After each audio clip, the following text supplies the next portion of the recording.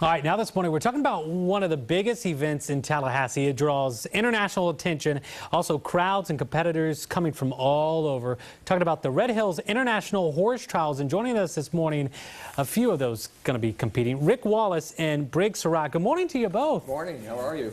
Doing fantastic. Briggs, this is going to be the first time that you're competing in this particular competition, right? Yeah, that's correct. And you've been riding for about 6 years. Rick, you've been riding for a number of years, taking part in this competition off and on for about 10 years, right? That's correct. So how do you compete for a competition like this? Well, you know, it takes a lot of training to get ready, but Red Hills is in a sequence of events throughout the year when we start in January.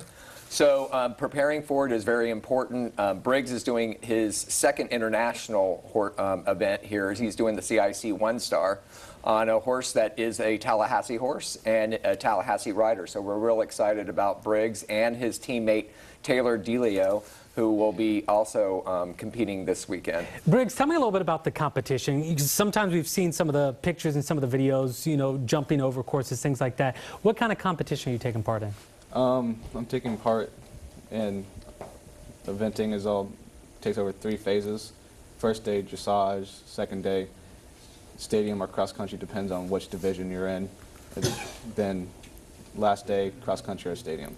You know, something I want to ask you guys here. It kind of reminds me a little bit of golf. It takes a lot of concentration. It's not a very noisy kind of sport, but huge crowds there. So how do you focus with so many people out there? Yeah, it's a good question. I mean, obviously, when we start preparing for this event in Tallahassee, it's the second largest in the country, drawing 20 to 30,000 spectators. And this year, with the new design of the course, which will be around the trade fairs, we have to really be sure that not only the rider but the horse together are prepared for that and don't get distracted when they're going through either 3 phases. And so it takes a little bit of, you know, hard work and preparation to get there.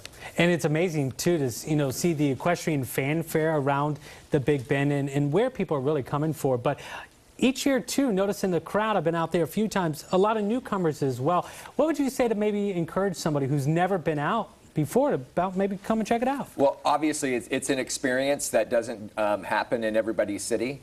And the way that Tallahassee embraces Red Hills horse trials, and to watch these horses and riders come together in a partnership to do it. Also this weekend, my daughter has 2 Mustangs that came off the range that will be doing a demonstration on Sunday.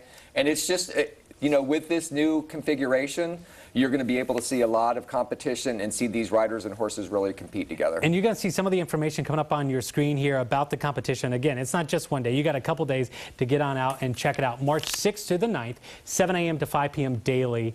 And if you'd like more information, rhht.org.